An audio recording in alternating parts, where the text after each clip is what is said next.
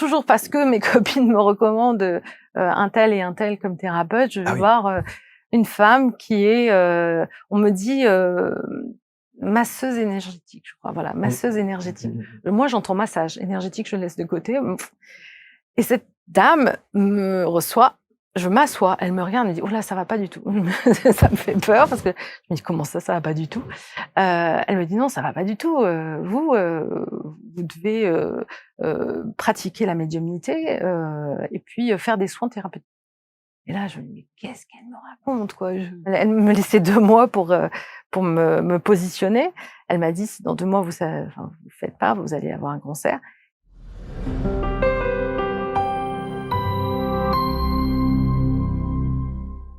Merci d'être avec nous et bienvenue. Voici une nouvelle rencontre avec Célune. Oh, quel joli pseudo, j'imagine, évidemment. Célune Stella qui est installée sur les canapés. On va parler de médiumnité, on va parler d'astrologie, bien entendu. Puis on va surtout parler d'un parcours de vie parce que c'est ça qui nous intéresse véritablement. Célune, bonjour. Bonjour. Merci d'être là. Merci également. Vous êtes bien installée? Parfaitement. Bon. Je ne sais pas si la température parisienne vous convient si bien que ça. Vous qui venez des îles? C'est cela. De la Réunion? De la Réunion, exactement. Et vous êtes venu en métropole spécifiquement? Pas tout à fait, Non. mais presque. Bon, presque. En tout cas, bienvenue. Merci. Est-ce que parler de son parcours de vie, de votre histoire, est-ce que c'est chose facile ou pas? Sans problème, sans problème. Il est très aléatoire, je dirais, mais en même temps, il a tout son sens, donc avec plaisir. Alors, une petite explication de texte quand même sur ce nom. Célune. Oui. Célune Stella. Exactement. Pourquoi est-ce que vous avez choisi ça? Quand j'ai démarré officiellement mon activité de médium, je ne voulais pas m'afficher sous mon nom de famille classique. Donc au début, je me suis appelée Céline Stella, parce que mon prénom normal, c'est Céline.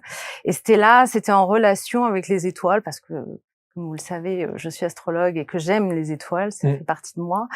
Et notamment une particulière, parce que je suis très rattachée à l'étoile de Sirius, en fait. Et donc, dans ma vision, voilà, Stella, c'était plus romantique que dire Céline Sirius ou Céline Étoile ou Star, encore moins. Enfin, bref, je me voyais pas avec ça. Donc, Céline Stella, c'est presque imposé à moi, naturellement.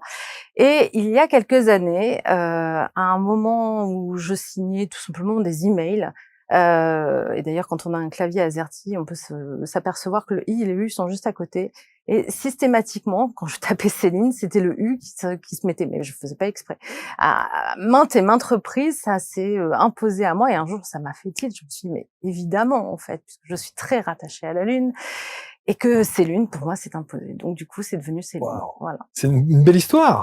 Merci. En tout cas, c'est écrit. Visiblement, on poussait pour que ça soit inscrit officiellement. Oui, je pense. Ouais. Voilà. Donc, Célune. C'est voilà. ça. Célune. On va parler de votre histoire, l'astrologie. Vous dites l'astrologie est, selon moi, un art majeur.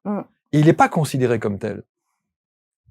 Peut-être. Mais selon moi, ça l'est parce que de mon expérience, comme vous l'avez dit en introduction, je suis médium aussi, donc je fais différentes choses en lien avec cela. Quand je me suis mise à pratiquer vraiment l'astrologie, je me suis aperçue que elle regroupait en fait différentes parts de ce que je faisais à travers, par exemple, la voyance, par rapport aux annales akashiques, par rapport à la psychogénéalogie, à la numérologie. En fait, je me suis aperçue que on dit que tous les chemins mènent à Rome. D'une certaine manière, tous les chemins mènent à la même chose, et que l'astrologie, pour moi, les rassemble toutes.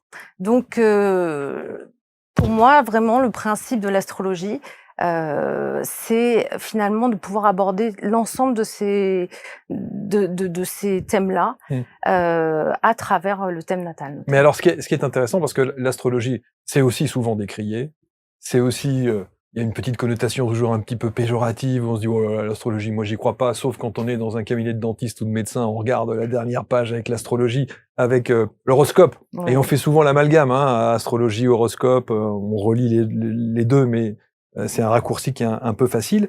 Mais vous parlez d'art. Tout à fait, vraiment.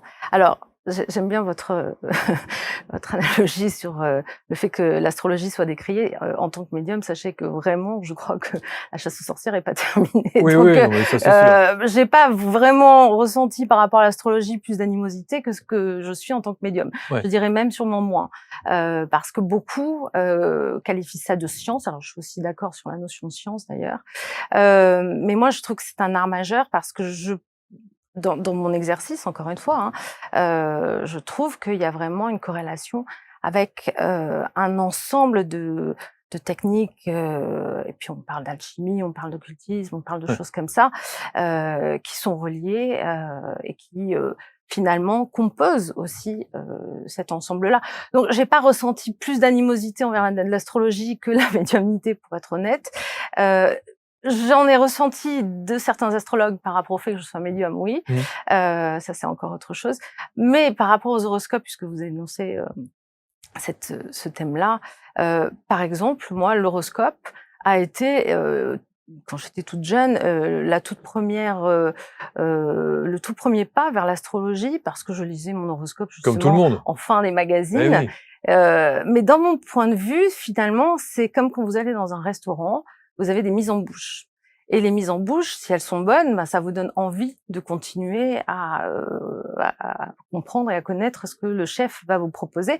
Ça vous met justement, dans un état, qu'est-ce qu'il me réserve par la suite, en fait? Donc pour moi, l'horoscope, c'est justement peut-être une mise en bouche de l'astrologie. Ça ne la définit pas parce que vous pouvez pas juger un chef sur ses, petites mises en bouche de départ. Mais par contre, ça peut, égayer vos papilles et puis, Mmh. ben, vous dire: «Ah tiens, ça c'était bon ça, donc j'imagine que la suite va être encore, aussi bien». Quel signe vous êtes? Je suis Bélier, Ascendant? Cancer. Cancer. D'accord, et donc ça fait bon ménage? Ben, sur le papier, non. D'accord.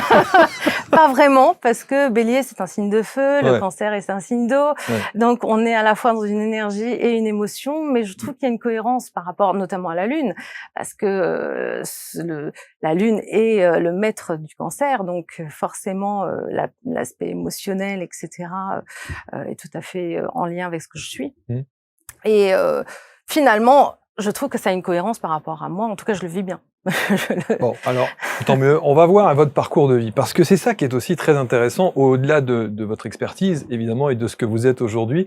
Est-ce que il vous arrive, et je vous invite vraiment à rester avec nous pour écouter le parcours de Céline, parce que c'est assez incroyable. Est-ce qu'il vous arrive de réfléchir, de regarder un petit peu, on dit dans le rétro, de faire un petit flashback de là où vous venez et ce que vous êtes aujourd'hui? Oui, bien sûr. Alors, j'ai l'habitude de dire que j'ai eu plusieurs vies dans ma vie. Mais Moi, oui. j'ai vraiment le sentiment de ça. J'ai eu des étapes, qui est cohérent, hein. Je pense qu'il y a beaucoup de gens qui vivent ça aussi. Et je pense qu'il est tout à fait cohérent par rapport à ce que je suis aujourd'hui. Enfin, moi, j'ai l'habitude de le présenter comme ça. Donc, vous voulez que je commence d'où? Non, mais c'est ça. C'est-à-dire que quand vous venez de la finance, Oui, vous avez fait des études de finance, oui, plutôt à haut niveau, oui, si je puis dire. oui. Et puis, il y a des choses dans votre vie, des rencontres qui ont ponctué votre vie et qui ont transformé véritablement votre vie. Ah oui, tout à fait. Alors, on va revenir sur la période de la finance, évidemment, des déclencheurs, de tout ce qui est arrivé sur votre parcours. Mais la petite Céline, et Céline, évidemment, que vous êtes, à l'époque, Oui. déjà, elle s'intéresse. Il y a une voûte céleste, les étoiles ont une signification dès toute petite. Exactement. Alors, il y a 2 choses par rapport à mon enfance. Il y a le fait que donc je suis médium depuis mon enfance, enfin en tout cas les tout premiers, toute les premiers souvenirs que j'en ai, c'est autour de 2 ans et demi à peu près, où j'ai un souvenir très clair, dans la cuisine où je vois ma mère faire la vaisselle et puis moi j'ai en fait mon nounours qui marche à côté de moi, ce qui peut sembler très étrange, mais pour moi c'est tout à fait normal et quand ma mère se retourne, le nounours tombe et en fait, bon, clairement, il y avait une entité avec le nounours, mais c'était tout à fait OK pour moi. Seulement, le problème, c'est que j'ai 2 parents hyper cartésiens, une mère infirmière, un père banquier et qui ne sont pas du tout ouverts à tout Ça. ça. Mmh. Donc quand je parle de ce que je vois, on me dit: «Non, ça n'existe pas», et cetera. Donc je me fais rabrouer à plusieurs reprises jusqu'au jour où je commence à prendre conscience qu'on s'inquiète un peu de mes manifestations et qu'on commence à enfin moi je comprends à comprendre qu'on risque de me prendre pour une folle. Et puis, c'est un peu comme ça que je le vis aussi, parce que je me dis, finalement, si personne voit ce que moi je vois, est-ce que je suis normale? Donc, ça m'inquiète et j'arrête d'en parler autour de 5 ans. À partir de mes 5 ans, je dis plus rien, mais je continue à le vivre et du coup, à mal le vivre parce que ça fait, enfin voilà, ça fait écho avec, des peurs que je ne comprends pas de voir ces choses que les autres ne voient pas. Quelque chose de beaucoup plus joyeux et bénéfique pour moi, c'est, justement la connexion aux étoiles et à la lune en parallèle et ça, c'est vraiment quelque chose que, j'ai commencé à faire très petite aussi dans le jardin de ma grand-mère. Je me souviens des soirs d'été, elle avait un matelas qu'on mettait dans le jardin et je m'allongeais des heures à regarder les étoiles, à regarder la lune et c'est pour ça, je pense, que j'ai vraiment cette connexion aux étoiles et à la lune parce que, en tant qu'astrologue, et comme son nom le définit, moi, pour moi, je suis une traductrice des astres, en fait, puisque le logos, c'est le discours ou la traduction ou le langage. Et je pense que vraiment, avant d'être astrologue, ce qui me passionnait, c'était tout simplement les astres et c'était le ciel étoilé. Et même aujourd'hui encore, alors j'ai cette chance de vivre, comme vous l'avez dit, à La Réunion. Le soir, je regarde tous les soirs, sauf s'il y a des nuages malheureusement, mais c'est quasiment quand même très, très régulièrement. J'ai le plaisir et la chance de m'aligner sous les étoiles et de regarder tous les soirs les étoiles et d'avoir un dialogue intérieur avec eux. Donc, c'est quelque chose que j'entretiens depuis toujours. Et de ce fait, c'est ça qui m'a amenée à l'astrologie. Moi, c'est pas l'astrologie qui m'amène à parler des planètes et des astres. Moi, décrivez-nous la notion de cet échange, cette discussion que vous avez avec les astres. Vous dites, vous avez un dialogue avec ces étoiles. Ça parlera ou pas, hein, mais moi, j'ai toujours considéré la Lune comme ma mère. J'ai toujours vraiment considéré que la Lune était ma mère. Et intérieurement, alors bon, j'ai des relations un peu complexes avec mes parents. Du coup, j'y ai trouvé un réconfort. Et vraiment, j'ai un dialogue intérieur avec la Lune, avec d'autres étoiles, avec les constellations aussi, parce que il y a des constellations comme les Pléiades, par exemple, qui me parlent. Évidemment, la constellation d'Orion, parce que j'ai un autre volet où je suis très rattachée à l'Égypte aussi, et donc fameusement Sirius, qui est aussi proche, parce que c'est en lien aussi avec cette constellation-là. J'ai ce sentiment que les étoiles sont mes sœurs. Il y a vraiment quelque chose de cet ordre-là. Alors voilà, c'est pas, en plus c'est pas un truc barré pour moi, c'est pas un truc fou. Mais il y a des moments où quand je me sens pas bien, quand je regarde le ciel, déjà ça me rend à chaque fois ça me remet à ma place. Je trouve que ça rend humble de regarder le ciel. Ça, on se dit mais je suis rien dans cet univers-là. Ça pour le coup tout le monde peut le ressentir. Voilà, et je trouve que quelque part il y a quelque chose de se dire en fait ce que tu vis, si c'est triste, si c'est pas bien, ben, en même temps, c'est pas très grave. Tu vois, tu fais partie de cette immensité. Donc, remets ça à la mesure de ce que tu es aussi. Et puis, voilà, tu reviens un peu sur Terre, justement. C'est cette vision-là. Mais de là à dire, je considère ou je ressens la Lune comme ma mère. Mais c'est réel. C'est incroyable, ça. Bah, c'est vraiment le sentiment que j'ai. Donc, c'est pour ça que c'est amusant que Céline soit devenue Céline, parce que, clairement, avec cet ascendant Cancer, avec ce Céline aussi qui se met là-dedans, il y a quelque chose d'évident sur la Lune. Ça veut dire que depuis toute petite, vous avez, à chaque fois que vous avez un petit coup de blues, un petit coup de mou, quelque chose, vous cherchez le réconfort au travers de ces étoiles et ces planètes? Clairement, clairement. Moi, en fait, quand j'ai voyagé de par le monde, il y a quelque chose qui me rassure, pas de me dire oh, mais c'est constant, en fait, je les ai toujours au-dessus de la tête. Et du coup, bon, les constellations sont pas forcément les mêmes selon que vous voyagez d'un endroit à un autre, mais n'empêche, elles bougent. Enfin, en tout cas, la Terre bouge, donc forcément, les constellations défilent aussi. Et de reconnaître certaines étoiles au-dessus de ma tête, que je sois en métropole, que je sois à La Réunion, que je sois ailleurs, c'est comme si je voyais des amis ou quelqu'un qui est proche de moi et je me dis ouais, t'es là, quoi. Donc, vous avez juste à lever la tête. D'une certaine manière, c'est ça. Et du coup, ça me rassure. Je sais pas comment expliquer ça. C'est vraiment, ça me rassure. Je me sens finalement accompagnée partout. Alors dans votre parcours de vie, avant d'en arriver à la finance, il y a quand même un cap à l'âge de 10 ans. Vous évoquez dans la préparation de l'émission, vous dites que à l'âge de 10 ans, et notamment au travers de votre médiumnité, tout s'arrête. Volontairement?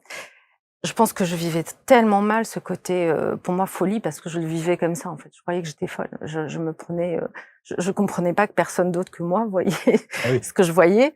Mes parents, encore une fois, je leur en parlais plus du tout puisque j'avais vraiment peur de finir à l'asile, suite à certaines expériences que j'avais eues.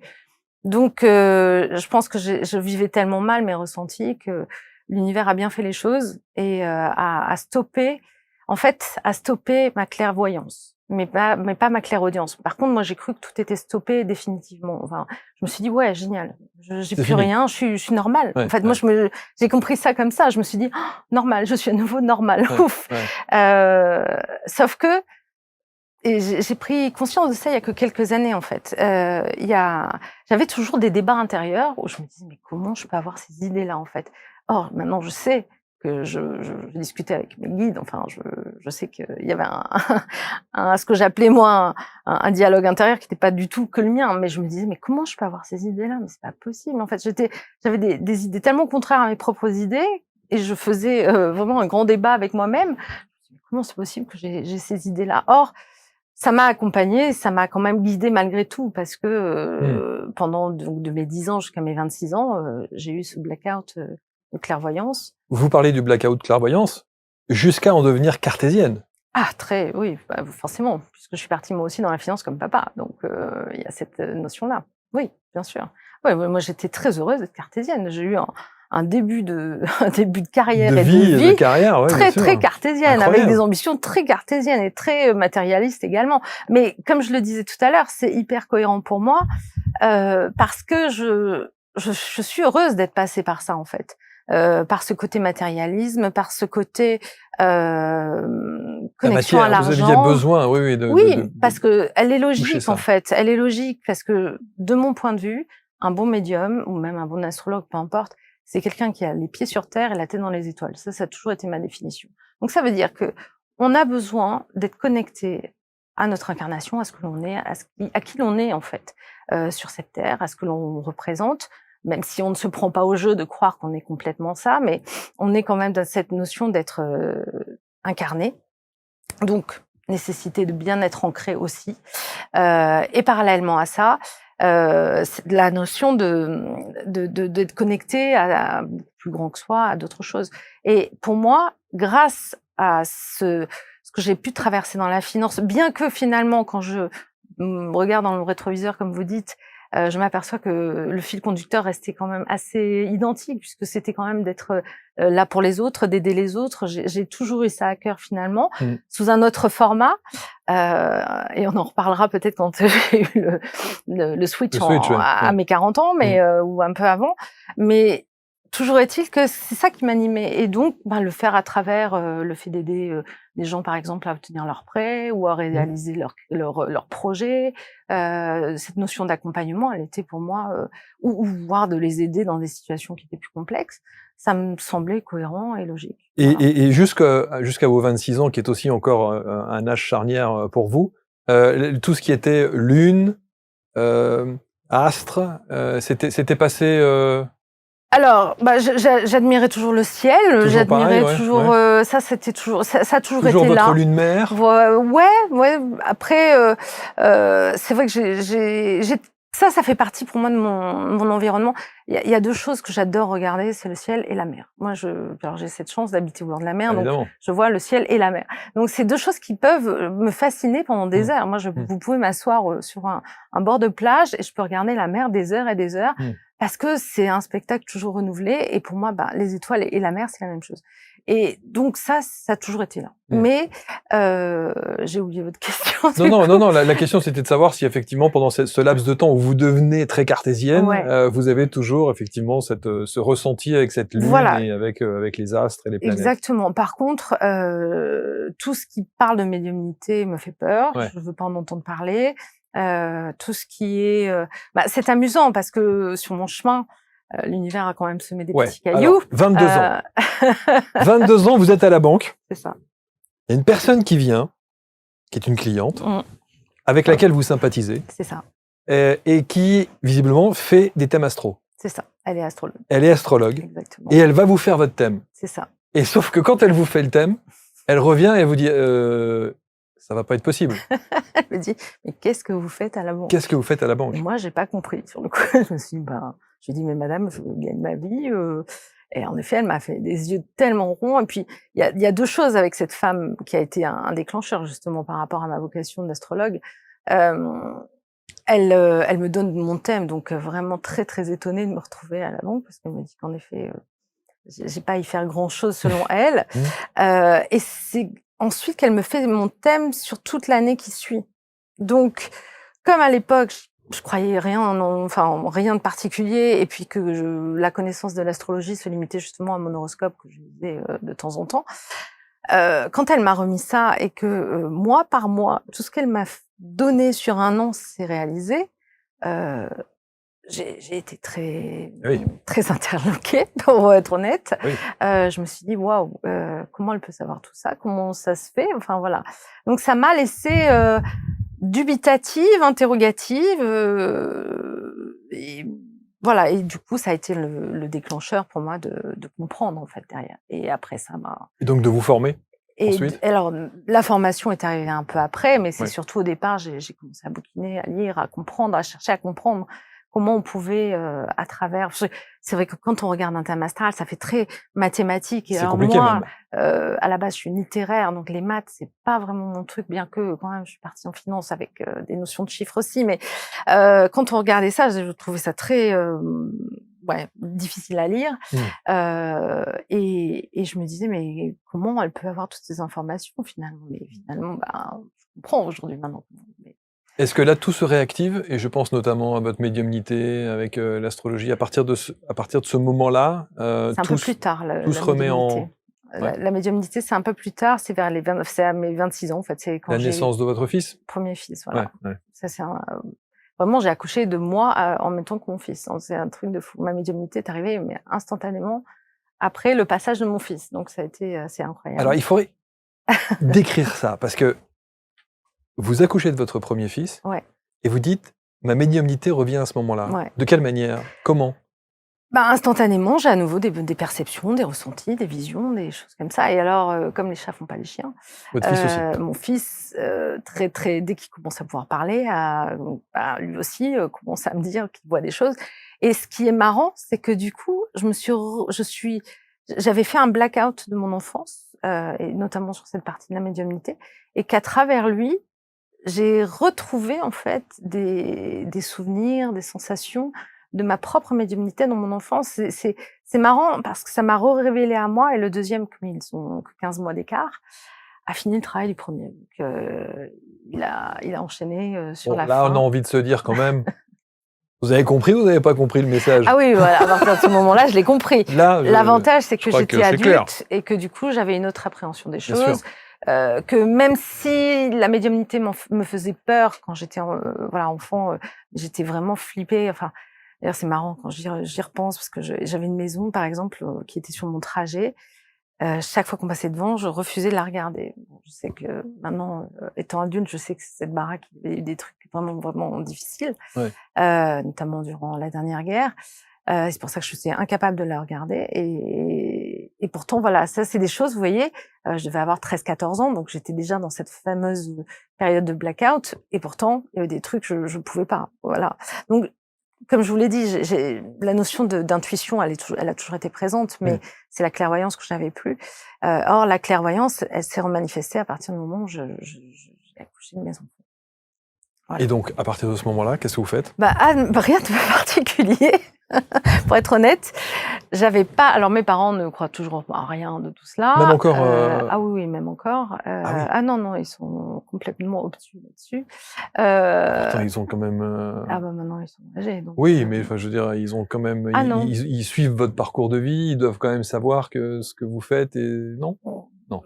Bon, on n'est pas obligé de rentrer dans le Voilà, détail, non, il y a pas de souci. ça a été la moi, si je vais le dire parce que c'est pas grave, heu, j'ai eu une fin de non-recevoir à partir du moment où je me suis officialisée médium. C'est J'ai eu ça. un mail où on m'a dit, «Puisque tu, es officiellement médium et que tu as décidé», si je reprends les termes de mon père, «d'arnaquer les petites vieilles», pour être clair, «on ne veut plus te voir». Donc Ah oui, et donc vous c'était avez un qu'aussi rejet de la famille? exactement. Mmh, Waouh! oui, mais c'est OK en fait, hein, Ce qui bon. explique le fait que vous soyez partis dans les îles ensuite? Non, Non, rien à voir. OK, c'est après, d'accord, les zines, c'est après, mais bon, de toute manière, d'accord. ça a été un parcours assez chaotique Mais avec mes violent? parents. Violent, certes. C'était violent. Ça, c'était, en 2016, que j'ai reçu ce mail, ouais. Vous savez que sur cette chaîne, on parle souvent du pardon, on parle souvent de ces choses-là, de l'acceptation, du pardon, de la tolérance. Alors moi, je trouve que c'est totalement cohérent. Bon, faut être honnête, on n'a pas eu un parcours très linéaire, mes parents et moi, c'est un peu chaotique entre nous. Donc il y a eu beaucoup d'allers-retours, de ma part, de leur part, entre nous. Donc c'est pas non plus une surprise, si vous voulez. Voilà, je pense que c'était un peu le coup Oui, c'est fatal. ça, c'est la goutte qui a fait déborder le vase, quoi. Ouais. Mais pour différentes raisons, quand je vois mon thème, quand, je connais aussi, les raisons psychogénéalogiques, Mmh. des moutons noirs, de ceux qui doivent, quelque part, transformer des choses par rapport à la famille, j'ai cette configuration-là, et puis je me dis que j'aurais pas pu être celle que je suis si c'était pas passé comme ça. Parce qu'aujourd'hui, je me dis que si j'avais attendu l'accord de mes parents, donc hyper cartésiens, que tout soit bien passé, je suis pas sûre que je me serais affichée, en fait. Et donc, je pense qu'il y a un moment, il fallait une scission. Et donc, cette scission, elle a eu lieu. Voilà, Mmh. c'est OK avec ça. Maintenant, je reparle à ma mère. Mon père, je pense que c'est définitivement terminé, mais c'est OK. Moi, je suis pas je suis pas en colère et Mmh. pour moi, tout a un sens par rapport à ça. Donc, il est, normal et logique que ça se soit passé ainsi. Alors quand vous en arrivez à créer une entreprise de courtage au crédit, hein, pour, une clientèle internationale, donc on sent bien que la finance est omniprésente dans votre vie, on sent bien que dans votre parcours, c'est jonché de gens qui viennent vous dire: «Hop, hop, hop, hop, tu faut changer d'orientation parce que ce n'est pas ça ta vie». Heu, le switch, évidemment, il y a la naissance de vos enfants, la médiumnité qui revient, des clients qui vous font des thèmes astro et qui vous disent: «Bah, effectivement, ça n'est pas la bonne orientation professionnelle». À Ouais. quel moment on se dit: «Allez, j'officialise et je fais les choses, convenablement»? Bah, ça s'est passé sur le tard parce que comme vous le dites, quand j'ai créé ma société de courtage en crédit, alors il faut savoir que donc au sein de la banque, si je la fais rapide, hein, j'ai évolué de conseiller de clientèle. Après je suis devenue, comment dire? J'ai créé toute une cellule, au moment où en 2004, il y avait beaucoup d'arrivées de low cost, Mmh. notamment d'Angleterre, d'une une cellule spécialisée pour la clientèle anglophone et donc j'animais 5 départements au sein d'une banque, pour faire ça. Ils l'ont su la banque que vous aviez Surtout cette pas, tendance, surtout pas. médium astro et tout? Non, pas Non, du tout? absolument pas. Ah Non, non. non, non, non, non. Puis, j'affichais rien du tout. Moi, quand j'ai su que j'étais à nouveau enfin, que j'avais ça, c'est resté entre mon mari, mes enfants, c'est tout, hein. Ouais, Ça, c'est ça. c'est et quelques amis, encore très, très peu, parce que voilà, j'avais toujours cet intérêt malgré tout. Donc il y avait, 2-3 amis avec qui on échangeait des bonnes adresses, mais c'est tout, hein. Mmh. J'officialisais rien, je disais rien. J'avais aucune intention d'en faire quoi que ce soit dans ma vie un jour. Enfin, vraiment, c'était, voilà, ça restait pour moi dans mon tout petit cercle et puis basta, quoi. Il y avait pas de but là-dedans pour moi du Jusqu'au tout. jour où? Alors jusqu'au jour où, donc j'anime cette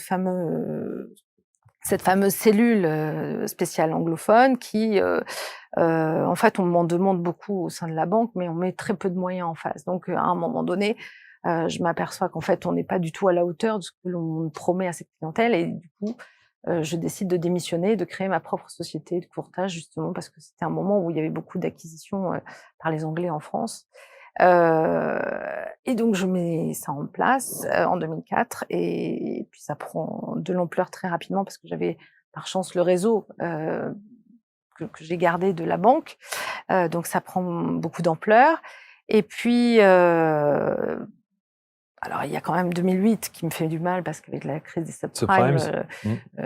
là ça a été quand même très complexe pour être honnête, un moment pas simple à vivre justement, et quand enfin je sors de cette crise et je remonte la pente, où enfin je commence à revoir, le jour et arriver exactement, j'ai toujours cette image qui est j'arrive au péage de l'autoroute, vous voyez? Au moment où la barrière va se lever, vous savez que là vous allez Mmh, mmh, rouler, mmh. au régulateur et là ça va se marcher parce que j'avais tout ce que je voulais. J'avais les partenariats que je voulais, mais vraiment j'étais au top. À ce moment-là, toujours parce que mes copines me recommandent, un tel et un tel comme thérapeute, je Ah vais oui. voir, une femme qui est, on me dit, masseuse énergétique, je crois, voilà, Mmh. masseuse Mmh énergétique. mh mh. Moi, j'entends massage énergétique, je laisse de côté, et cette dame me reçoit Je m'assois, elle me regarde, elle me dit: «Oh là, ça va pas du tout». Ça me fait peur parce que je me dis: «Comment ça va pas du tout?» Elle me dit: «Non, ça va pas du tout, vous devez, pratiquer la médiumnité, et puis, faire des soins thérapeutiques». Et là, je me dis: «Mais qu'est-ce qu'elle me raconte, quoi?» Moi, j'étais à l'entrée de mon autoroute, j'avais pas du tout envie d'aller dans la médiumnité ou autre chose. Et elle me dit: «Le problème», alors je sais que beaucoup disent: «Oh là là, mais c'est touchy», mais moi, je sais que ça a été très juste pour moi. Au moment où elle me dit ça, elle me dit: «Mais si vous l'entendez pas, dans 2 mois, vous aurez un cancer».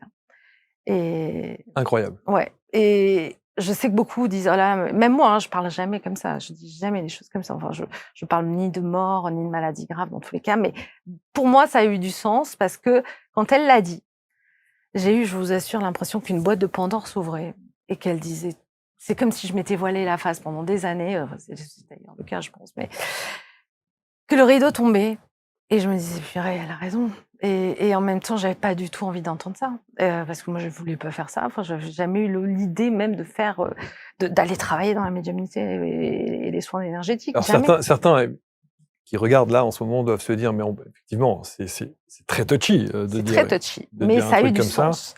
Ça a Mais c'est un vraiment eu du électrochoc sens. quasiment. C'est l'électrochoc qui a fait que tout a changé dans ma vie. Parce que quand elle l'a dit, je vous promets que c'était 100 de mes cellules qui résonnaient en disant: elle a raison, tu le sais, elle a raison». Et à ce point que d'ailleurs j'avais, connu, une médium particulièrement qui avait 2 cancers parce qu'elle avait refusé sa médiumnité et que tant qu'elle n'était pas allée sur son chemin, elle avait dû, elle, affronter, des chimiothérapies, des choses comme ça. Donc notamment par son expérience, je savais que quand on refusait son chemin, la vie nous ramène à des choses plus concrètes, pour nous ramener dessus. Elle d'ailleurs, la fameuse, personne qui m'a fait ça, pareil, n'avait pas accepté son chemin. Elle a quand même été, 6 mois alitée, pour des problèmes de dos parce qu'elle Mmh. refusait d'y aller. Donc j'ai eu des exemples avant moi qui me justifiaient justement que quand on veut pas y aller, la vie va se charger de vous y amener dans tous Est-ce que les vous cas. aviez des problèmes de santé? Aucun, aucun. Non, non, tout allait très bien, mais quand elle l'a dit, j'ai su que c'était vrai. Et moi, à l'époque, les enfants étaient, adolescents, et là, je me suis dit, elle me laissait 2 mois pour me positionner. Elle m'a dit: «Si dans 2 mois vous faites pas, vous allez avoir un cancer», et je me suis dit: «Mais voilà, je veux voir mes enfants grandir, en fait». Je suis sortie de là en pleurs, en colère, en pleurs. Je me suis dit: «Mais c'est pas du tout ça que je venais chercher. Moi, je venais chercher Alors, un massage à la base». la séance de relaxation avec le massage, Ah ouais, non, c'était la raté. violence! C'était raté, c'était archi violent, archi raté.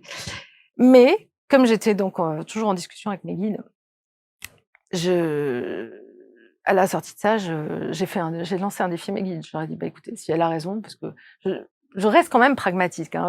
On peut me dire des choses, mais il y a quand même, si ça résonne pas ou si, Mmh. là, c'était quand même, un changement de vie tellement important que, je me suis dit: C'est énorme». J'ai balancé à mes guides: «Si c'est vrai, montrez-moi comment je dois faire». En une semaine, on m'avait montré tout, les gens, les chemins, tout. J'avais la voie tracée, la voie royale. C'était tellement flagrant et énorme que là, je pouvais pas, me dire: «Non, c'est pas vrai». Donc tout était sur mon chemin, et au bout d'un mois, j'ai validé. J'ai dit: «Bon, bah, OK, allez, j'accepte d'y aller». Donc vous plaquez, la société que vous Pas aviez montée? encore, non, non, Non, non, non, donc non, pas faute la guêpe. Non, non, bien encore sûr, une fois, j'y suis, alors, bien sûr. mais je vais vous dire comment je l'ai plaquée. Enfin, elle m'a plaquée plutôt, d'ailleurs, c'est assez drôle parce que donc j'accepte d'aller sur ce chemin. Donc je commence à créer une société, enfin à réfléchir, comment faire les choses parce que moi je partais de ma propre pratique chez moi dans mon petit coin à rien, enfin. Et là, on parle de médiumnité ou d'astrologie? Médiumnité d'abord, parce que Médiumnité l'astrologie, d'abord. dans ma pratique de l'astrologie, je l'ai mis plus tard, en fait, D'accord. dans ce que je proposais, mais à l'époque, c'était la médiumnité. Donc enfin, je valide ça, mais je pars de rien, quoi. Je pars de, je sais pas comment avoir des clients. Donc c'est là où, en fait, je contacte une sorte de plateforme téléphonique, qui fait de la voyance, qui me «recrute» entre guillemets pour pouvoir, répondre à des appels téléphoniques. Je me dis: «D'où je pars? J'ai pas de clients, comment je fais?» Ouais, ouais. Et c'est là où je me suis trouvée donc, mon fameux pseudonyme, de Céline Stella. Et donc ça commence comme ça, et puis les choses, démarrent tranquillement, à leur rythme. Mais en parallèle, je suis toujours courtier en crédit. Donc je ménage le chou, la chèvre et le chou, parce bien que sûr. mes revenus Mais- venaient quand même principalement de l'activité Et de puis la courtage, quoi. transformation, enfin le changement, c'est abyssal quand même. Exactement, Hein, exactement. Et au bout de 6 mois, me vient une idée faramineuse. Je dis à mes guides, mais puisque ça marche de prendre les appels de voyance et de faire du courtage quand même en parallèle, pourquoi je ne ferais pas les deux? Ah ça leur a pas plu. Ça leur a pas plu du tout. Et là, c'est là où je vous dis que quand c'est votre chemin, c'est votre chemin. Il faut savoir qu'une banque, quand elle vous écrit un accord, je peux vous dire qu'elle a épluché le dossier en long, en large, en travers, que elle vous dit pas c'est oui, si c'est pas oui à 100%. Et là, première chose de ma vie, j'ai un refus postérieur après un accord d'une banque qui revient sur son accord et qui me dit bah finalement non, ce dossier on veut pas le faire. Jamais de ma vie, mais jamais de ma vie j'ai vu ça. Et un deuxième, puis un troisième. Et là, j'ai pris peur. Je me suis dit, ils sont en train de me couler mon boîte. Et donc, ils veulent que j'accélère de l'autre côté. Et ce qui est tout à fait cohérent. Enfin, je me dis aujourd'hui, mais comment tu as pu avoir cette idée? Parce que c'est deux énergies tellement différentes, c'est deux C'est sûr. parcours tellement. Enfin, c'est des grands écarts, quoi. C'est deux Et choses donc très, vous très accumulez les différentes. refus Sur des accords. sur des accords. Oui, sur C'est des même pas accords. c'est Ouais, même c'est pas ça, c'est des des refus. changements C'est de. des changements de position, ce qui n'arrive jamais. Jamais, jamais j'ai vu ça. Donc, les refus arrivent et là, j'ai compris. J'ai fait, OK, vous êtes en train de vous voulez me couler ma boîte. Et en effet, 6 mois après, j'ai été coulée. Donc, Waouh. et donc, j'ai à partir de ce moment-là compris qu'il fallait que j'accélère les choses, que je me mette officiellement, voilà, je m'affiche, ce qui n'était pas le cas, parce qu'avant, je faisais que du téléphone, donc je n'avais pas de cabinet, j'avais rien. Et à partir de ce moment-là, je me suis dit, bon, ils sont en train de te mettre sur le devant de la scène, là, il faut que tu avances, quoi. Et donc, bah, j'y suis allée. Mais encore une fois, Donc vous avez accepté j'ai cette, accepté cette d'y mission, aller. quoi, Ouais, qui était. ouais. Pour mon plus grand bonheur aujourd'hui, parce que voilà, Oui. aujourd'hui, je me dis, mais quel bonheur d'avoir pu faire tout ça et d'en être là et de partager tout ça. Mais quel parcours, oui. Alors vous dites, on a bien compris, c'est ce genre de tranche de vie, moi, que j'aime, où je me dis que il y a évidemment ce destin qui fait qu'à un moment donné, on vous pousse quand même à aller à prendre ce chemin oui. et à prendre cette voie-là. Ensuite, il faut l'accepter. Ensuite, il faut mettre en place. Et c'est là où ça peut paraître assez fou. D'abord, est-ce que, au travers de vos enfants, votre mari, on vous suit? J'ai la chance, alors mes enfants, comme je vous l'ai dit, ils sont déjà connectés, eux, donc c'est quelque chose de très naturel pour Ouais. eux. J'ai la chance d'avoir un mari où on a eu des parcours très similaires et parallèles, en fait. Donc, quand on était cartésiens, on a été hyper cartésiens tous Ensemble. les deux. 2 jobs hyper cartésiens tous les deux. Et quand j'ai commencé à évoluer dans ça, mon mari qui a aussi des capacités dans d'autres choses, Il s'y est mis aussi. s'y est mis aussi. Donc, finalement, Mm. tous les deux, on a évolué en parallèle et dans les mêmes choses. Alors, je voudrais qu'on revienne sur l'étoile Sirius.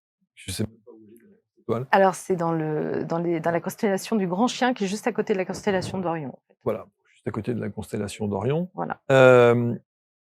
Cette étoile, est-ce que d'ailleurs on peut la voir comme oui, ça tout à fait, oui, à on l'œil la nu? voit très bien. Oui. C'est, faut savoir que Sirius, c'est, je sais plus combien de fois notre Soleil. Donc, alors elle est plus loin, donc elle n'a pas la même dimension, mais c'est une étoile que vous voyez vraiment briller fortement dans le ciel. Oui. Donc, si vous savez, sur les téléphones, il y a des applications où on peut voir les constellations. Donc, il suffit de télécharger ça, vous la cherchez. Et puis... Alors, justement, Sirius, pourquoi est-ce que vous avez cette relation si particulière avec Sirius, cette étoile? Cette étoile, donc, elle est vraiment en lien aussi avec le lien que j'ai sur l'Égypte. Il faut savoir que Sirius annonçait pour les Égyptiens, là je parle de l'Égypte antique, il y a environ 5000 ans, l'arrivée de la crue du Nil. Et la crue du Nil, pour les Égyptiens, c'était ce qui était primordial pour... c'est un désert, l'Égypte, quand on la voit.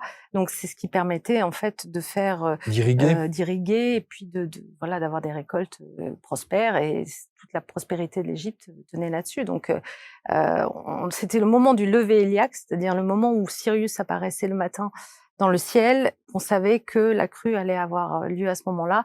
Et c'est une étoile qui a même été déifiée, puisque c'est l'étoile Sotis, la déesse Sotis dans le panthéon égyptien, qui donc a cette importance pour les Égyptiens. C'est vraiment une étoile primordiale pour eux, en fait. Et ça, je ne savais pas du tout, moi, quand j'étais petite. Mais voilà, les Pléiades et Sirius, c'était quelque chose qui me fascinait quand j'étais enfant. Donc, je l'ai appris finalement bien plus tard, après.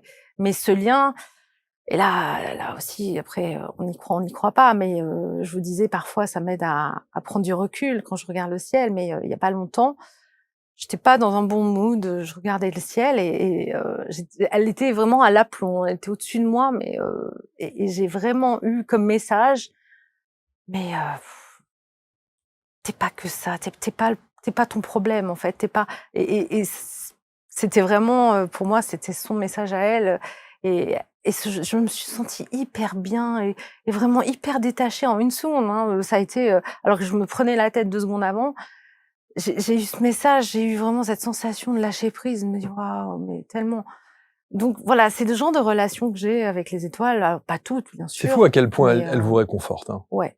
Et puis sur mon thème, pour revenir à l'aspect de l'astrologie, il faut savoir que Sirius est sur mon nœud sud et le nœud sud, c'est là d'où on vient, en fait, techniquement, karmiquement, c'est là d'où on vient. Donc il y a vraiment aussi une sorte de trace, en fait, sur mon thème, Mmh. elle est bien en lien avec moi, en fait, tout simplement. Alors vous avez alors évidemment, vous avez suivi des cursus, là, parce que l'astrologie, pour le coup, ça s'apprend, Oui, très apprend, clairement, et vous parlez donc d'astrologie classique, horaire et médicale? oui. C'est quoi ça? En fait, bah, il y a différents types d'astrologie. Bon, il y a l'astrologie classique que vous connaissez, Ouais, j'imagine. L'astrologie horaire, c'est pour questionner, c'est pour ça que je disais que la voyance peut aussi se substituer par rapport à l'astrologie. Heu, Vous avez une question, peu importe, et en fait, vous prenez le thème horaire du moment, de l'instant où vous êtes et cetera, et vous posez la question, et en fait, c'est le thème que vous avez à l'instant T qui va répondre à la question. Donc et alors, pour le coup, c'est du 100. Ça marche pour moi à 100. C'est assez ouais, c'est assez c'est incroyable. alors Par déjà contre, vous pouvez poser qu'une question parce que ouais, comme vous n'aurez qu'un thème à l'instant T, vous pouvez pas en poser 15, quoi, mais c'est assez ouais, c'est assez formidable ce qu'on obtient c'est là-dessus. fort de dire 100, hein. Ouais, moi, c'est 100 pour moi, hein, je Mmh, parle que de mmh, moi, hein, mmh, mmh. mais toutes les questions que je me suis posées par rapport à quand j'ai fait de l'astrologie horaire, heu, tout a été juste à chaque fois. Alors, redites-moi comment ça fonctionne l'astrologie horaire? Vous posez une question, par exemple, est-ce que, je sais pas, telle, entreprise va, enfin, est-ce que tel projet va se être Concrétisé? voilà, se concrétiser, par exemple? Alors il y a des petites exceptions à respecter, donc selon, si, la lune, ce qu'on appelle les vides de course, et cetera. Là, il y a quelques règles. Si vous tombez dans ces règles-là, ça ne peut pas répondre à la question. C'est que soit OK. c'est pas le bon moment, soit c'est nul et non avenu, soit voilà. Mais si vous êtes hors de ces problématiques-là, vous analysez le thème et vous avez la réponse à la question, mais je vous dis, hyper juste. Voire même, encore mieux, elle peut recentrer la question parce qu'en fait, parfois on me pose une question et en fait, il y a une question sous-jacente, Mmh. et ben, dans le thème horaire, on voit en fait quelle est la vraie question. Donc si quelqu'un vous pose la question, est-ce que, je vais, je sais pas, me mettre en couple avec un tel? Mais en Mmh. fait, peut-être que derrière, vous allez voir dans la question, enfin, dans le thème horaire, que cette personne est plutôt en insécurité, qu'elle a besoin de se mettre en couple avec un tel ou un autre. Ce qui compte, ce serait qu'elle se mette en Ouais, c'est couple pour ça. se sécuriser, D'accord. et que finalement, bah, est-ce que la problématique, c'est pas plutôt ça? Donc Donc ça veut dire que les gens qui vous consultent, ils peuvent vous dire: «Mais moi je veux un thème horaire?» oui, ils peuvent. Alors, maintenant, il y a qu'une question, donc ça Oui, peut oui, être assez rapide. Après, oui. on peut passer une séance entière sur ça, hein, c'est vrai. Mais, c'est, je trouve, très, très, très parlant et très, justement, enfin, on va vraiment chercher ce qui est, Ouais. propre, à la vraie question qui est posée, et L'astrologie médicale? alors l'astrologie médicale, elle fait référence, en fait, il faut savoir que chaque signe, correspond à une partie du corps. Donc, par exemple, le bélier, c'est la tête, le lion, c'est le cœur, enfin voilà, les poissons, c'est les pieds, Le cancer? et le cancer, c'est tout ce qui est lié à l'estomac, le foie, les viscères, voilà, et cetera. Oui, voilà, et donc, en fonction de ce que l'on cherche à savoir, parce que c'est pas parce que vous êtes un cancer, ascendant machin, que vous allez forcément avoir des problématiques à ça. Mmh. C'est que, on va du coup rechercher dans le thème natal cette fois-ci, soit des prédispositions à des maladies ou à des faiblesses ou des choses comme ça, ou par rapport au transit, voir s'il y a quelque chose qui peut être affecté en lien avec, une faiblesse potentielle. Mmh. C'est vraiment parlant, ça aussi. Et à quel moment, lorsque vous travaillez, lorsqu'on vous consulte, la médiumnité prend le dessus sur l'astrologie et réciproquement? Je dirais pas qu'elle prend le dessus, elle est complémentaire. Elle est complémentaire. Ouais, J'allais vous poser elle la est question si c'était une complémentaire. vraie valeur ajoutée Absolument. à votre C'est travail. pour moi justement une valeur ajoutée. Alors c'est intéressant que vous posiez cette question parce que parfois les astrologues ont tendance à faire cette scission entre, je vous dis, médiumnité parce qu'on malgré tout, moi je trouve que les astrologues sont plutôt bien lotis par rapport aux médiums, hein. Je trouve quand même que nous, on porte quand même souvent la charge de charlatan, etc. Enfin, moi, j'entends souvent ça sur la médiumnité, malheureusement, hein, parce qu'il y a de tout, bien Ça évidemment, existe. bien Il sûr. y a, il y a, il y Bien a, sûr il y a qu'il du y en a, mais bien charlatanisme. sûr, Bien sûr. mais comme chez les garagistes, comme Bien chez sûr, les bien sûr, banquiers, bien comme sûr. chez Comme chez les avocats, comme chez les voilà, médecins, comme chez exactement. tout le monde. Absolument. Donc voilà, on n'est pas les seuls à porter ce fardeau-là. Mais du coup, c'est amusant parce que j'ai entendu plein d'astrologues dire: «Ah mais pourtant, mon intuition m'a dit que», hein, je rigole parce qu'en fait, tu peux pas avouer forcément que tu as toi aussi des ressentis. Alors c'est Et drôle que vous disiez ça, pardon, Céline, mais c'est drôle que vous disiez ça parce que de temps en temps, je reçois évidemment des gens ici et ils me parlent de leur intuition. Alors moi, je leur dis: «Mais c'est quoi une intuition plus, plus, plus?» Et alors donc là, il y a un petit regard qui suit avec un petit sourire et cette intuition plus, plus, plus, c'est clairement de la médiumnité. oui, bien sûr, Voilà, c'est bien tout. sûr. En fait, c'est ça la médiumnité tout de même, hein, c'est un développement de son intuition tout Ouais. simplement. Soit il y en a qui restent juste au stade de l'intuition, puis il y en a qui ont plus d'intuition que d'autres. Mmh. Évidemment, bah, en fonction de la manière dont elle se met en place, oui, c'est de la médiumnité Et à la fin. donc, de par votre oui. clientèle, c'est un plus que d'être médium quand on est astrologue? Moi, je trouve que c'est un plus parce qu'évidemment, bah, vous avez deux outils qui se complètent tout simplement. Moi, par exemple, quand je regarde un thème, et là, je suis sûre que c'est ma médiumnité, j'ai vraiment l'impression d'avoir des parties du thème qui s'éclairent selon la question qu'on va me poser. Mmh. Ou alors, quand je regarde un thème global où il n'y a pas de question particulière, c'est vraiment, mon regard est attiré par, des choses particulières et ça, je sais que c'est, mon intuition qui m'y amène, en fait. Pour moi, un thème natal, de toute manière, c'est quelque chose d'extraordinaire parce qu'en fait, même si on a l'impression que sur le papier, c'est quelque chose de très très plat, dans ma représentation personnelle, le thème natal, c'est quelque chose qui est toujours en évolution, toujours en comme un être protéiforme. Je sais que c'est bizarre à dire comme ça, mais mon prof d'astrologie, un jour m'avait dit: «J'ai mis 20 ans à voir ma lune». Alors c'est bizarre à dire ça, mais quand, en effet, on voit nos planètes sur notre thème, natal, mais on n'est pas forcément en connexion avec le message ou ce que cette planète à cet endroit, veut nous énoncer et tout d'un coup, parce qu'il y a une question particulière, parce qu'il y a un contexte particulier, tout d'un coup, ça va mais nous sauter à la figure alors qu'on l'a vu depuis, des années, on sait Mmh. que c'est là et tout d'un coup, on va comprendre qu'en fait, cette question, elle est en lien avec cette, problématique, ou cette, position particulière ou, et c'est pour ça que je dis que c'est protéiforme parce que c'est pas forcément on lit pas un thème tout d'un coup, en fait. C'est quelque chose qui se révèle, pour moi, au fur et à mesure et c'est comme s'il y avait des couches Mmh. aussi. Tout d'un coup, on a une compréhension de quelque chose qui peut être, un peu basique et puis tout d'un coup, on va en fonction d'une recherche qu'on va faire sur le thème, tout d'un coup comprendre qu'il y a quelque chose là-dessous. Enfin, Alors que c'est extraordinaire. alors que le schéma du thème en lui-même, il bouge pas. Le schéma ne bouge pas. Ah bah non, le thème natal, c'est la photographie de votre ciel le jour de votre naissance. Donc ça reviendra pas en arrière. Donc ça ne bouge pas, Mais la lecture évolue. mais la lecture peut bah, en permanence. Moi, je mets au défi, n'importe quel astrologue de me dire qu'il connaît son thème par cœur. Parce qu'il y a plein de choses qui, tout d'un coup, prennent sens en fonction de votre connaissance, de votre expérience, de votre éveil, de votre évolution. Mais ça veut dire que l'analyse de l'astrologue sur un thème astral, heu, vous pouvez consulter ce même astrologue, 2 ans plus tard avec le même thème. Il peut vous donner des informations autres? Oui, parce que vous pouvez avoir un questionnement autre, bah, c'est mon OK. cas. Alors je trouve qu'on n'est jamais bon pour soi-même, donc quand j'ai des questionnements pour moi, je fais rarement ma propre analyse. Mais j'ai eu par exemple, avec la personne à qui je me suis formée, moi, en astrologie, on a vu mon thème à maintes et maintes reprises, ne serait-ce que pendant, nos séances de formation. Donc les thèmes, sont vus et revus. Et pourtant, quand on fait des séances ensemble, tout d'un coup, si j'évoque une problématique, tout d'un coup d'ailleurs, c'était marrant parce qu'à un moment, tous les 2, on a fait le même flash au même moment d'un truc qui nous a sauté aux yeux alors que c'était déjà là. Mais ça a été, lui comme moi, un truc qui nous a fait: «Mais oui, bien sûr, c'est ça». Mmh. Donc oui, c'est comme si, encore une fois, il y avait des éléments de conscience qui ne se révèlent qu'à un moment donné. Comme si vous pouviez aujourd'hui les recevoir et pas avant. Parce que vous êtes prête. Voilà, c'est ça, exactement. Et je pense que c'est exactement, comme un jardin. Voilà, il y a des fleurs qui vont, prendre du temps pour, émerger de la terre et puis certaines qui vont être beaucoup plus rapides.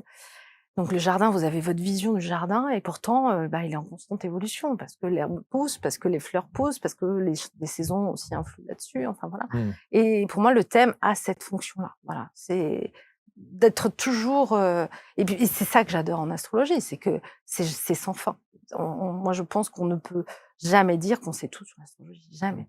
Ça, c'est pas possible. Alors quand vous le faites pour des particuliers, j'imagine qu'effectivement tout ça, il y a des choses extrêmement précises que vous pouvez, révéler. Est-ce que vous le faites à une échelle, d'un pays, à une échelle Non. à une échelle de la planète? Non, Non, non, vous faites non, pas ça? l'astrologie mondiale, je fais pas. Non. Non, je fais pas, non, en fait, l'astrologie que je pratique la plus, c'est ce qu'on appelle, l'humaniste, en fait, qui est beaucoup plus psychologique, qui permet de mieux se comprendre, de Mmh. mieux, comprendre ses défis, comprendre, ce qui nous amène à être ici. Donc l'astrologie mondiale, c'est carrément autre chose, c'est vraiment faire des prédictions sur des pays. Alors je m'amuse des fois à en faire pour moi ou des J'imagine choses quand comme même ça, mais pour, mais jamais, jamais sur non. Puis, voilà, j'ai des idées de tendance, mais je parce que ça, c'est quand même moi, à chaque fois, je me pose la question, je me dis: «Ça va être fantastique que d'aller chercher, d'aller analyser la situation sur, je sais pas, les conflits géopolitiques, sur des c'est situations, c'est certain, c'est ça doit c'est être c'est fascinant extraordinaire. d'avoir Bon, des réponses à je me ça». suis amusée à le faire au moment des éclipses, là, au moment du printemps, puisque c'est à ce moment-là que des éclipses, au printemps et puis au mois d'octobre, enfin autour de l'automne, qui ont été assez majeures à ce moment-là. Donc c'est vrai que, j'avais fait des prédictions, ben, qui, ont l'air de commencer malheureusement à se révéler parce que c'est pas forcément des prédictions très, très drôles donc Mmh. voilà. Mais qui, j'imagine, on verra la suite, hein, mais Mmh. voilà, il y avait quand même des choses, bon, j'ai pas été la seule à le dire de toute manière, hein, il y avait plein Mmh. d'astrologues aussi qui ont vu les mêmes choses, Mmh. mais c'est vrai que j'aime bien analyser, oui, le parcours de la fameuse dernière éclipse en question là, elle avait lieu, sur à cheval entre les États-Unis et le Mexique, donc quelque part pouvait toucher les États-Unis et je pense qu'il va se passer des choses à travers ça, mais on verra. Je joue pas à Madame Irma sur ce Non, mais coup-là, mais comment ça, des choses aux États-Unis, à votre je avis? j'y vois des choses, bah, des problématiques, des conflits potentiels, des Aux États-Unis? problématiques, liées aux États-Unis, parce que je pense que ça peut démarrer aux États-Unis et avoir des répercussions après sur tout le reste du globe et notamment l'Europe, mais hem, Alors c'est après je me suis demandé, puisqu'il y a quand même eu la tentative d'assassinat de Trump, mmh. si c'était pas ça aussi, parce qu'il y avait clairement cette notion quand même de quelque chose qui pouvait être en lien avec un conflit, donc est-ce que c'était ça l'événement? Est-ce qu'il y a eu d'autres choses? Parce que le problème, c'est que vous prédestinez des choses, mais là, du coup, c'est des supputations que vous faites. Vous êtes Mmh. pas certain, tant que c'est pas avéré, que ça soit Mmh. c'est vraiment le principe de l'oracle, là, hein, Mais dans il y cette a beaucoup de notion-là. gens, là aussi, encore une fois, des thérapeutes, des accompagnants de vie, des chamans qu'on reçoit sur ce plateau et beaucoup nous disent, qu'il y a une prise de conscience, d'éveil des consciences, que les nouvelles générations sont dans une autre dynamique avec, encore une fois, une prise de conscience spécifique et donc du mieux. Est-ce que vous êtes optimiste? Est-ce que l'astrologie, telle que vous la pratiquez, vous l'étudiez, vous laisse entrevoir qu'on peut être optimiste? Alors, si on parle d'éveil, de personnes qui s'ouvrent et cetera, je pense que, bien sûr qu'il y a, de plus en plus de gens qui sont, sensibles, à tout ça. Heu, donc ça, c'est une bonne chose en soi. Optimiste sur les événements à venir, non. Pour être très honnête, je ne le suis pas. Et puis ça, je le suis pas depuis un moment. Parce qu'au moment du covid en 2020, là, c'était pas en astrologie, je l'avais fait en médiumnité. Heu, m'a été donné vraiment tout un schéma et pour moi, le moment le plus compliqué, ce sera 2025. Donc voilà, je pense que malheureusement, on n'a pas encore tout vécu et qu'on n'a pas encore, C'est-à-dire touché le qu'on est, fond. ah ouais, on Ouais. touche le fond en 2025. Ouais, pour moi, on touche le fond en 2025 et après on remonte progressivement jusqu'en 2030. Mais j'avais eu, tout un schéma de 2020 à 2030 où en gros OK. vraiment, voilà, ça dégringolait et donc pour moi le pire n'est pas encore arrivé sur le plan, social, sur Mmh. le plan économique, voilà, je pense qu'on va au-devant de choses complexes.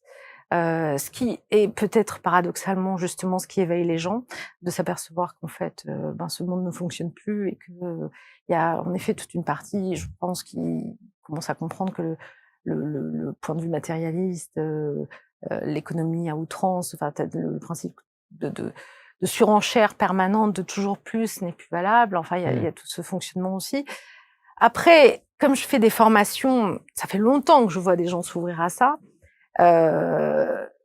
Le bémol que je mets par rapport à l'éveil de tout ça, c'est que beaucoup ne savent pas quoi en faire ou font n'importe quoi aussi, de mon point de vue, bien sûr.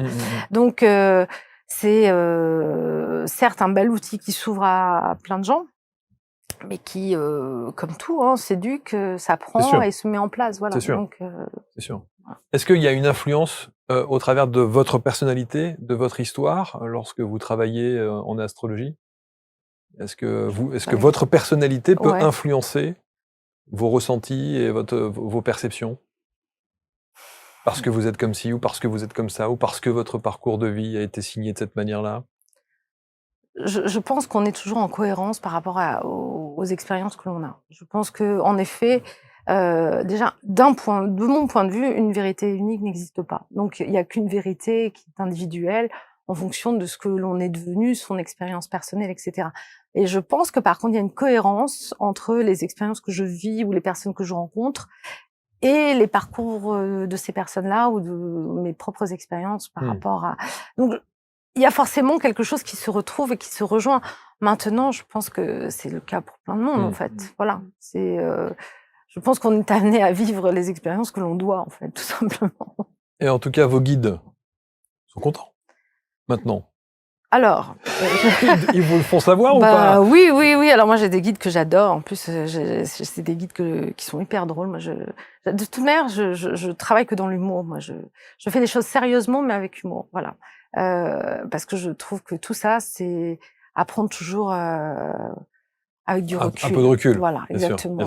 Quoi qu'on vive, quoi qu'on fasse, je n'aime pas du tout le fait de se prendre au sérieux dans tout ça.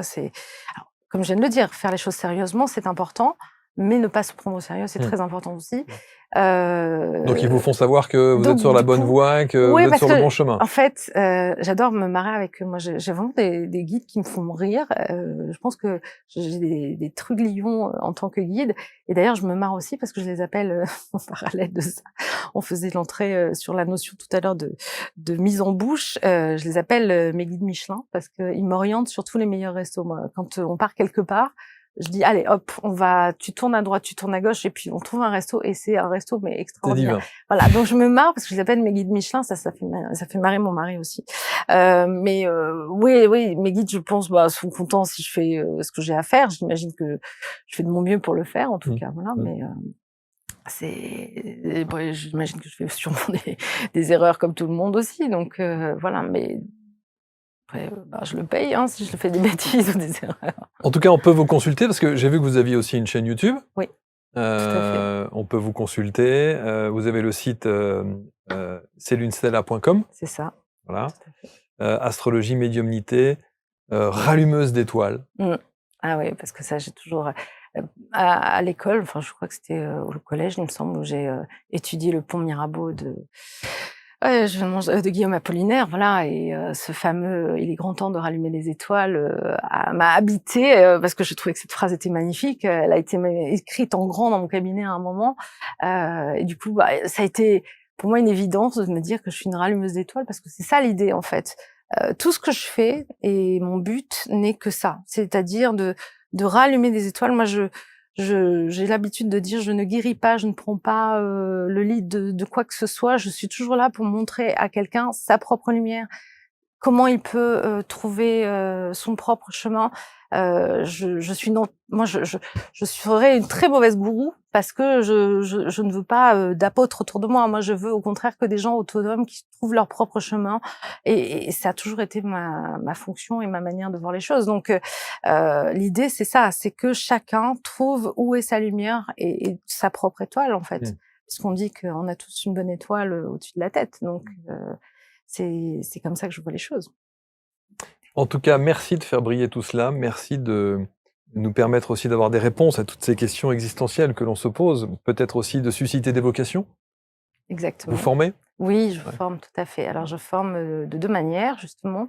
J'ai 2 types de formations. Maintenant, je ne forme que sur du long terme parce que par l'expérience que j'ai acquise pendant toutes ces années, je me suis aperçue que les gens qui se formaient sur, des week-ends, par exemple, Mmh. soit avaient du mal à pratiquer parce qu'ils avaient pas forcément les bases ou le Oui. nécessaire Ça semble logique, requis, hein. oui, ça me semble assez cohérent Mmh. aussi dans Mmh. dans le principe et donc une des formations que je propose, ça s'appelle le cercle des initiés et l'idée c'est on part de 0. Voilà, on a des ressentis quand même, on a quand même, un truc qui réagit à l'intérieur de soi, mais on sait pas du tout comment, s'en servir, on ne sait Mmh. pas du tout comment ça marche, ou alors on sait un peu, mais il y a un autre domaine, on sait pas trop. Moi, je mets vraiment à disposition à la fois mon savoir et mon expérience, parce que je ne parle que de ce que je fais, de ce Mmh. que la connaissance livresque pour moi, vous pouvez me dire, que vous savez très bien faire du vélo si vous n'en avez jamais fait, j'estime que vous ne savez pas faire du vélo. Mmh mh. Même si vous avez dans tous les détails, comment on doit faire du vélo. Et ben, tout ce que je transmets, ce n'est que de l'expérience personnelle. Ce n'est que ce que j'ai moi, peut-être mis des années à acquérir d'ailleurs. Puisque maintenant j'ai, mon âge, 26 ans derrière moi, de connaissances et d'acquisition de ma médiumnité. Donc, forcément, certaines choses ont pris beaucoup de temps pour moi à se mettre en place et il y a des fois où j'aurais bien aimé être guidée, j'aurais bien aimé qu'on me dise: «Ah bah tiens, ce que tu vis là, c'est ça», enfin Mmh. et parfois avoir, des réponses et le condensé de ce que moi je propose dans cette formation-là, c'est vraiment on part de 0, et on y va progressivement, on monte en puissance et puis on apprend et on pratique parce que sans pratique, c'est Ouais, je pareil. pense que c'est le maître mot de tout, de toute façon, Évidemment, ouais, à chaque fois. évidemment. On Donc va vous mettre, oui, pardon? ça, c'était le cercle des initiés et évidemment la partie astrologie, que j'initie aussi. Donc voilà et tout ça commence au 15 septembre. Bah, autour du 15 septembre. Donc autour du 15 septembre, on va mettre 15 septembre 2024 parce que si vous regardez ça en 2024 oui, 2025, non, non.